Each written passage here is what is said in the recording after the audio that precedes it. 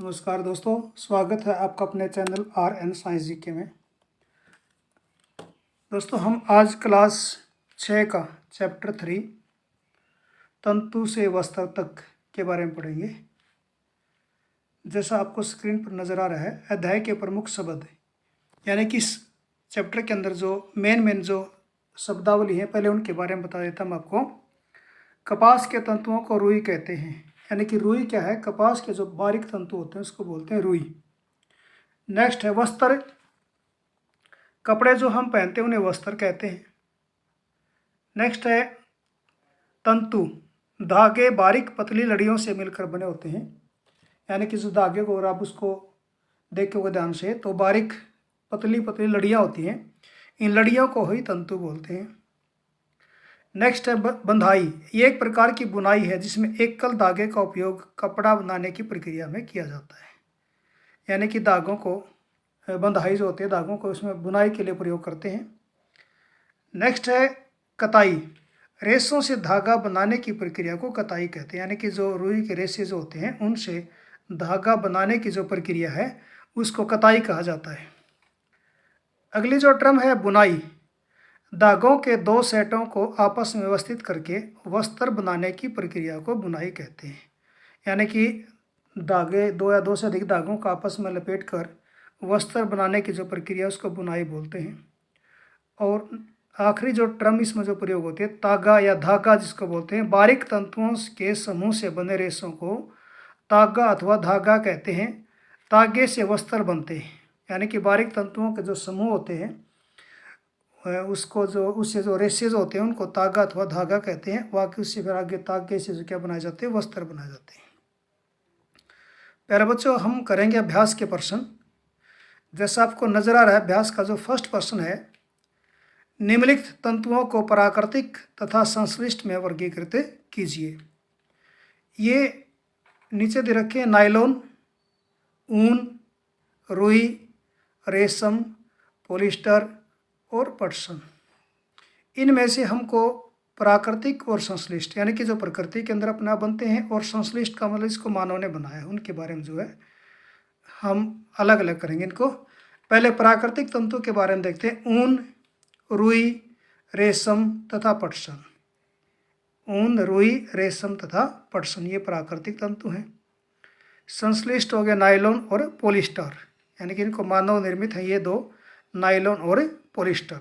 तो ये ऊपर जो तंतु दे रखे थे नायलॉन, ऊन, रुई, रेशम, पॉलिस्टर और पटसन, तो इनको दो श्रेणी बन गई प्राकृतिक तंतु। प्राकृतिक में कौन से आगे? ऊन, रुई, रेशम और पटसन। और संश्लिष्ट में कौन से आगे? नायलॉन और पॉलिस्टर। प्रश्न नंबर 2 अभ्यास का प्रश्न है, नीचे दिए गए कथन सत्य अथवा असत्य उल्लेख कीजिए। ये क से लेकर 6 तक जो है ये कथन दे रखे हैं, इनके बारे में हमें बताना है कि सत्य है या असत्य है। तंतुओं से तागा बनता है, बिल्कुल सत्य है, क्योंकि तंतुओं को जब लपेट कर तागा बना जाता है, तो ये पहला क्या होगा? सत्य हो गया। ख भाग है, कताई वस्त्र निर्माण की एक प्रक्रिया है। कताई ये असत्य है। कताई है ना, धागा निर्माण की एक प्रक्रिया है, न कि वस्त्र निर्माण की, तो ये क्या हो गया? असत्य हो गया। गै भाग है, जूट नारियल का बाहरी आवरण होता है, ये भी असत्य है। नेक्स्ट है, रुई के बिनोले हटाने, बीज को हटाने की प्रक्रिया को ओटना कहते हैं, ये बिल्कुल सत्य है, यानी कि रुई के अंदर जो बिनोले होते हैं, बीज होते हैं, उसको अलग किया जाता है, उसको ओटना कहते हैं। अगला जो भाग है, तागों की बुनाई से वस्त्र का एक टुकड़ा बनता है। तागों की बुनाई, जब तागों को जो हम बुनाई करते हैं तो उससे एक वस्त्र का एक छोटा टुकड़ा बन जाता है, बिल्कुल सत्य बात है। नेक्स्ट है, रेशम तंतु किसी पादप के तने से प्राप्त होता है। रेशम ये असत्य है। रेशम एक जानता रेशा जंतुओं से प्राप्त होने वाला, ये जो रेशम का जो कीड़ा होता है उससे प्राप्त होता है, पादप से पौधों से नहीं होता, तो ये क्या हो गया? असत्य हो गया। और लास्ट का जो 6 भाग है, पॉलिस्टर एक प्राकृतिक तंतु है। पॉलिस्टर ये असत्य है। पॉलिस्टर प्राकृतिक नहीं है, बल्कि संश्लिष्ट यानी कि मानव द्वारा निर्मित एक रेशा है।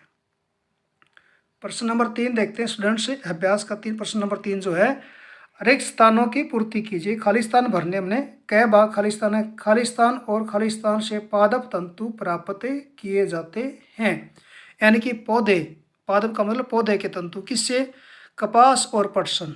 तो पहले खालिस्तान में क्या आएगा, कपास, और दूसरे में क्या आएगा, पटसन से पादप तंतु प्राप्त किए जाते हैं।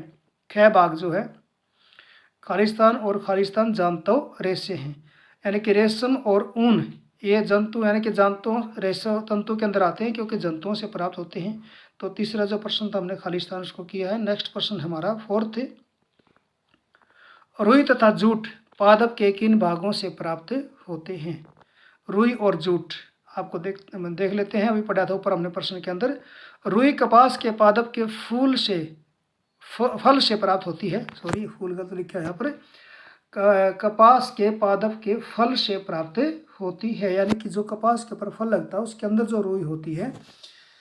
और जूट पटसन के पादप के तने से प्राप्त होता है, यानी कि पटसन का जो पौधा होता है उसके तने से हमें पटसन प्राप्त होता है। तो दो प्रश्न है, रुई हमें कपास का जो फल होता है उससे प्राप्त होता है, और जूट जो है पटसन के पादप के तने से प्राप्त होता है। नेक्स्ट प्रश्न जो है, नारियल तंतु से बनने वाली दो वस्तुओं के नाम बताइए। नारियल आपने सभी ने देखा, उसके ऊपर जो तंतु होते हैं उससे कौन कौन सी चीज़ें बनाई जाती हैं। तो नारियल तंतु से रस्से बनाए जाते हैं, मैट पायदान जो बनाए जाते हैं। नारियल तंतु से मशीनों द्वारा वस्त्र भी बनाए जाते हैं। ये नारियल तंतु से मशीनों द्वारा वस्त्र भी बनाए जाते हैं, लेकिन उसको काफ़ी प्रोसेस के बाद बनाया जाता है। नेक्स्ट जो अभ्यास का प्रश्न है वो है, तंतुओं से धागा निर्मित करने की प्रक्रिया स्पष्ट कीजिए। तंतुओं से धागा किस प्रकार बनाया जाता है। तो स्टूडेंट्स हमने ऊपर भी डिस्कस किया था, तंतुओं से धागा बनाने की प्रक्रिया को कताई बोलते हैं, यानी कि तंतुओं से पहले धागा बनाया जाता है तो वो प्रक्रिया क्या कहलाती है, कताई। इस प्रक्रिया में होता है क्या, रुई के एक पुंज से रेशे खींच कर ऐंठते हैं, रेशों को ऐंठा जाता है। ऐसा करने से रेशे पास पास आ जाते हैं और तागा या धागा बन जाता है। कताई के लिए एक सरल युक्ति हस्त तकवा का उपयोग किया जाता है, जिसे तकली कहते हैं, यानी कि कताई के लिए रुई के जो तंतु होते हैं उनको जब ऐंठते हैं तो ऐंठने के लिए जो प्रयोग किया जाता है उसको क्या बोलते हैं, तकली। हाथ से प्रचलित कताई में उपयोग होने वाली एक अन्य युक्ति चरखा है, यानी कि हाथ से भी इस प्रकार से हम कताई कर सकते हैं, तो उस युक्ति का यानी यंत्र का जो नाम है वो चरखा है। आजकल ये प्रचलन में नहीं है। वृहत पैमाने पर यानी कि बड़े पैमाने पर तागों की कताई का कार्य मशीनों की सहायता से किया जाता है।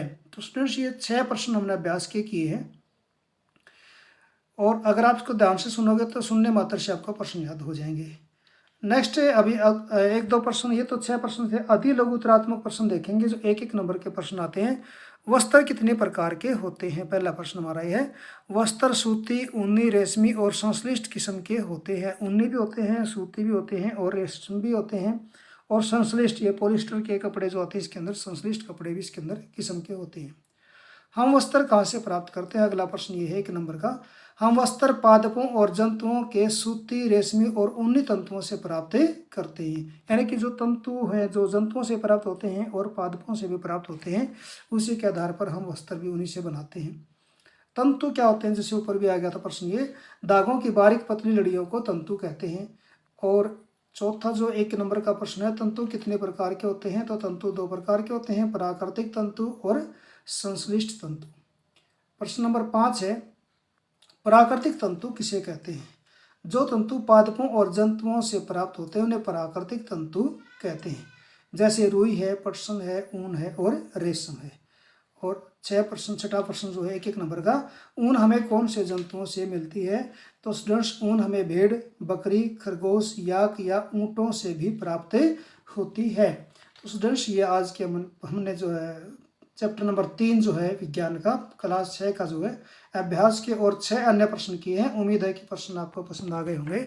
अगर आपको वीडियो पसंद आती है तो वीडियो को लाइक करिए, शेयर करिए, सब्सक्राइब भी करिए। आज के लिए इतना ही, मिलते हैं एक नई वीडियो।